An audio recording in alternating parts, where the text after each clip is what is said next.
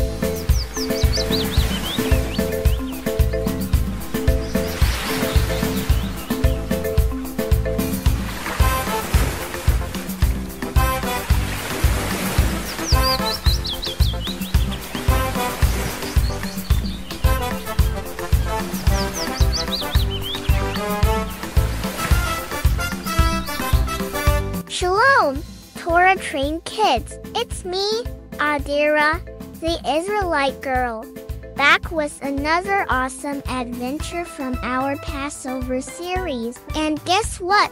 I've got a special friend joining us today. Say hello to Dion, my super cute Shih Tzu poodle doggy friend who is visiting today. He belongs to a special little girl. Dion sure has a lot of fun things he likes to do. He loves poking his head out the window during car rides, running around outside, and playing with his special glowing football. His absolute favorite treats are lunch meat and bones. Isn't he awesome? Torah Trained Kids, are you all set to hear an incredible story with us? Okay, it's about Moses and his incredible journey written in the book of Exodus. You do? That's awesome! Long ago, in the land of Egypt, there was a little Israelite baby boy named Moses. But oh, his story is anything but ordinary. You see, when Moses was born, there was a new Pharaoh in Egypt. Torah Kids, remember when we talked about Joseph and all the amazing things he did for Egypt in episode 4? Well, guess what? This new Pharaoh didn't know about all the good stuff Joseph did.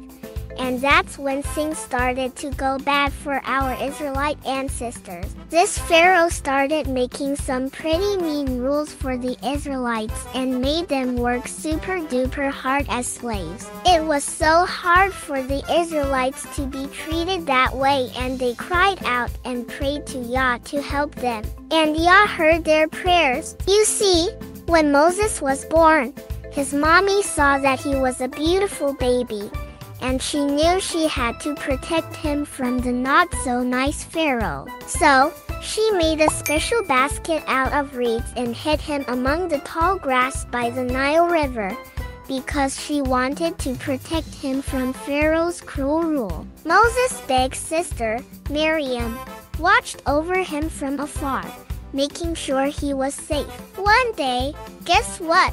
Pharaoh's daughter came to the river to bathe and found baby Moses in the basket. She felt sorry for him and decided to keep him as her own son. Isn't that an amazing surprise? But wait, there's more. Pharaoh's daughter asked Moses' mommy to take care of him and even paid her to do it. So, Moses' mommy got to stay close to her precious baby boy while he grew up in the palace of Egypt. That's a big surprise. isn't it? I am so happy that Moses' mommy got to keep him safe from Pharaoh's cruel rule, and with Yah's help, she found a way to do just that. As Moses grew up, he found out he was actually an Israelite and wanted to help his people. But oh no! He got into some trouble in Egypt and had to go on an adventure to a place called Midian. There, he met a special lady named Zipporah, and they fell in love and got married. One day, while Moses was taking care of his sheep, he saw something absolutely amazing. He saw a bush that was on fire but not burning up. Whoa! What a sight to see! Then Yah spoke to Moses out of the burning bush and said, Moses, take off your shoes. This place is holy ground. I am the Yah of your forefathers, Abraham, Isaac, and Jacob. I've seen the barred things that are happening to my people in Egypt, and I've heard their cries for help. I'm going to do something totally amazing. I'm going to rescue them from those Egyptians and take them to a really awesome land flowing with milk and honey. Moses was a little scared, but he knew he had to be brave and follow Yah's plan. And guess what? Yah even told him to bring his brother Aaron along for the mission to Egypt. So, Moses went back to Egypt with his brother Aaron, and they went to Pharaoh to ask him to let their people go. What an adventure! Moses bravely went to Pharaoh and said, Pharaoh, let my people go, so we can have a big celebration for Yah out in the wilderness. Can you imagine how exciting that would be? A big party in the wilderness with all the Israelites. Let's see if Pharaoh agrees to let them go on this awesome adventure. So, Pharaoh said, No way, Moses. I'm not letting your people go. They're my workers. Who is Yah that I may listen to him? Torah Kids, did you know Yah gave Moses some super cool signs to show Pharaoh? It was Yah's mighty power at work. First, Moses turned his rod into a big, scary serpent, and it even gobbled up Pharaoh's little snake. Can you imagine that? Then, get this. Moses put his hand in his bosom, and when he pulled it out, it was as white as snow. Isn't that amazing? It was Yah's way of showing Pharaoh that Moses was serious. And so, Torah Kids, Yah sent 10 amazing plagues to show Pharaoh that he needed to let his people go. Let's talk about each one, shall we? The first plague, Yah told Moses to take his rod and touch the water with it. And guess what happened? All the water in Egypt turned into blood for 7 whole days. Can you imagine that? Even the big Nile River turned all red, and it was totally yucky. The Egyptians couldn't drink the water, and even the poor fishes died. Ew! It must have smelled really stinky. But guess what? Even after all that, Pharaoh still said no. He would not let the Israelites go to worship Yah in the wilderness. What a surprise! What will happen next? Let's find out. Wow! Torah Kids, let me tell you about the second plague. The plague of frogs. They were everywhere, hopping around and driving the Egyptians crazy. Can you imagine having frogs in your bedroom and even in your oven? It must have been so icky. Pharaoh begged Moses to ask Yah to get rid of the frogs. So Moses prayed. And guess what? Yah listened and took away the frogs. But oh my! There were so many frogs everywhere, and the whole land of Egypt smelled really stinky. But guess what? Even after all that, Pharaoh still didn't let the Israelites go. Can you believe it? Next up was a third plague of lice. They were swarming all over Egypt, and it was super itchy. All the Egyptians was itching all over. But you know what? Pharaoh still said no. I will not let your people go, Moses. Then came the fourth plague of flies. They were swarms of flies buzzing in Pharaoh's house and all around over Egypt, getting into everything, even in their homes. But Pharaoh still said no. Oh no! Torah Kids. Next came the fifth plague, and it was really bad. This terrible disease made all the animals in Egypt sick.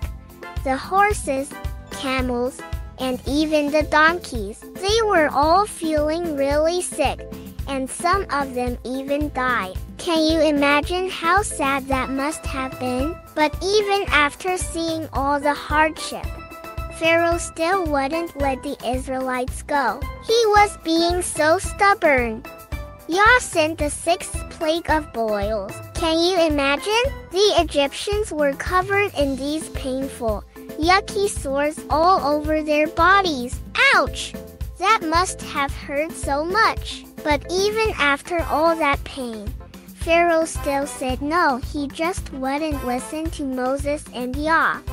Next, there was a seventh plague of hail. Yah told Moses to stretch his hands towards the heaven, and suddenly, hail mixed with fire rained down from the sky. Can you imagine fire and ice together? It was like nothing anyone had ever seen before, and it destroyed everything in its path, like crops and plants. But even after seeing such a scary sight, Pharaoh called for Moses and admitted he was wrong to enslave his people, the Israelites, and asked Moses to remove the hail. So Moses went and stretched forth his hands to the heaven, and Yah removed the hail mixed with fire. But you know what? Pharaoh lied. He did not keep his word and still didn't let the Israelites go. After that, Yah sent the eighth plague of locusts. A strong wind blew in a swarm of locusts, and they started eating up everything in sight in Egypt. They ate all the fruits on the trees and even the remaining plants that the hail did not destroy.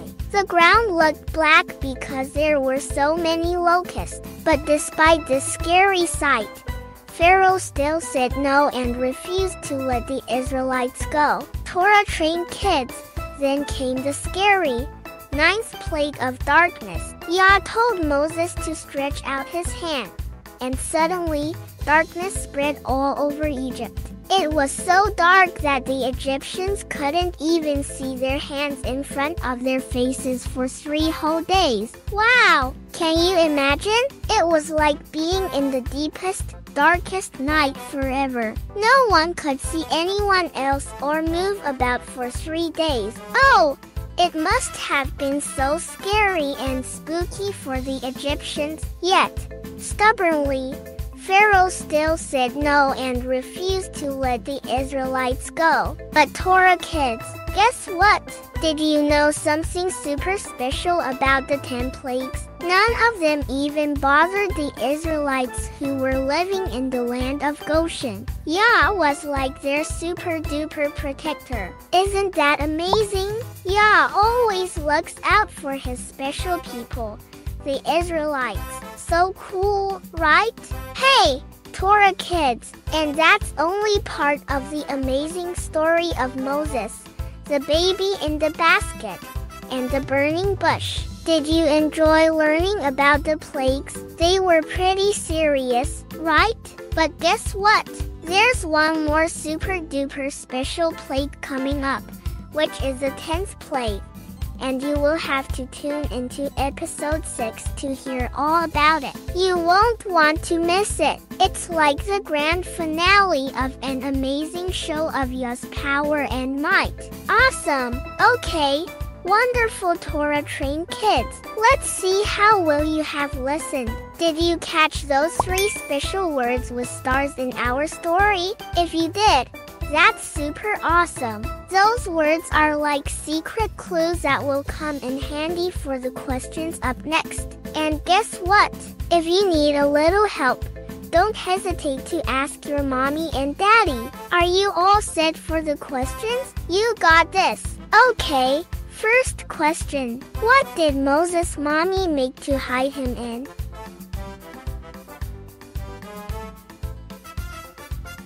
If your answer is a basket, then you are correct. What did Moses see while taking care of his sheep?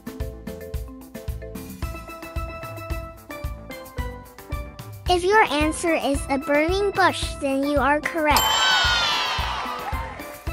How many plagues did Yah send to Egypt? If your answer is 10 plagues, then you are correct. Wow, you are all pretty awesome and so intelligent. I love you, Torah Kids. Tune into the next episode to find out more about Moses and what Yah's 10th plague is all about and how it finally changed Pharaoh's mind to let the Israelites go. I can't wait to share it with you. Don't forget to like, share, and subscribe to my Torah Trained Kids channel so you never miss an exciting episode. Thanks for being awesome. And I'll see you next time for the big reveal. Shalom!